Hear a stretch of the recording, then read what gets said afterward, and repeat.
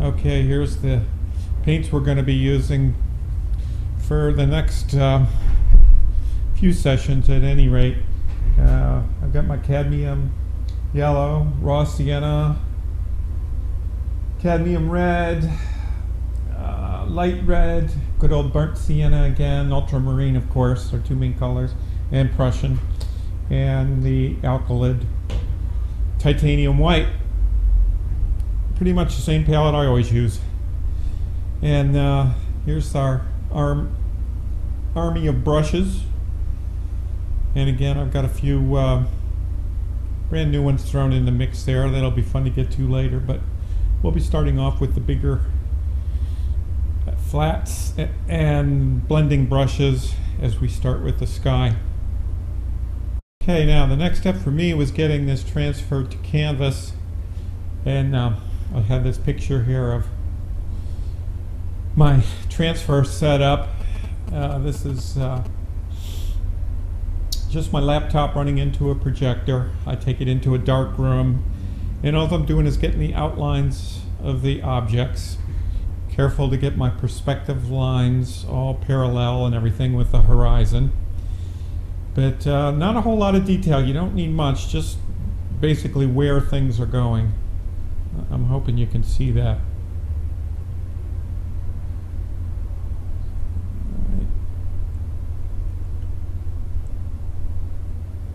So we're going to zoom out here, lay out our paints, and get started.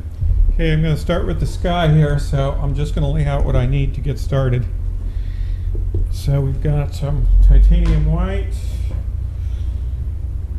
of course ultramarine, and I think we're going to use just a little bit of red down the road. And oh, of course we couldn't do without burnt sienna. Okay.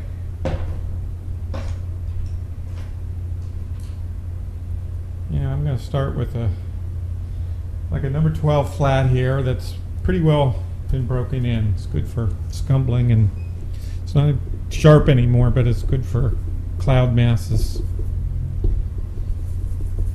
So we're going to just start with kind of a neutral gray.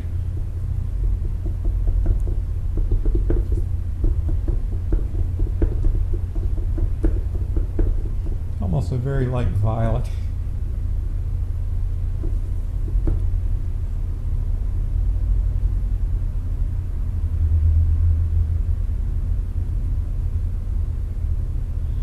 And I'm just starting to, just like we did in October Lane, just kind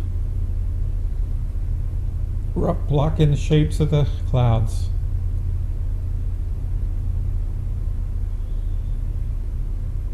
I have some pencil lines on here, and I'm using them as very rough guides.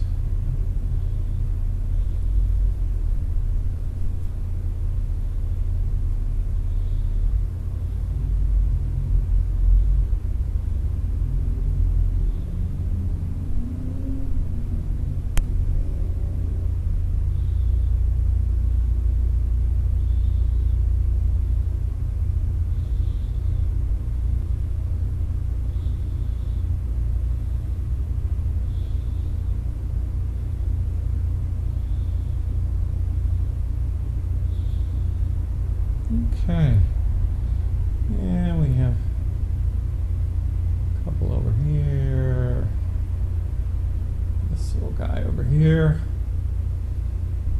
Go back into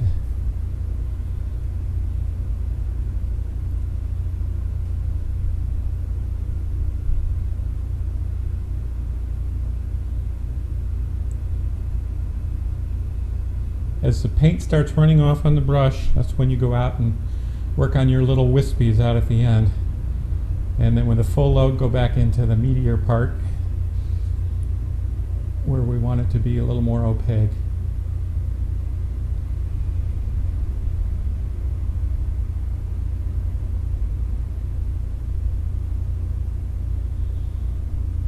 Okay, now this brush is starting to get a little bit big for what I'm doing here, so